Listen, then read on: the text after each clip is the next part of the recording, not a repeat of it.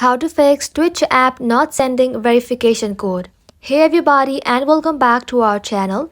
So let's get started without any further ado. So for that, the first step would be to check your network connection. Ensure your internet connection is stable. Switch between Wi-Fi and mobile data to see if the issue resolves. Now the next step would be to simply use resend code option. Tap the resend code after a few minutes if the code does not arrive.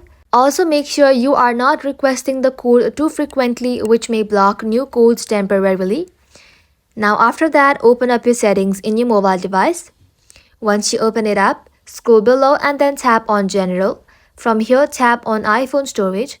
Now inside iPhone Storage, search for Twitch application and then tap onto it. Now once you are in this section, tap on Upload App and then tap on Upload App again. Uploading the application will help you to free up the storage used by the app and will also help you to clear the cache. Now once it is uploaded, make sure to reinstall the application again.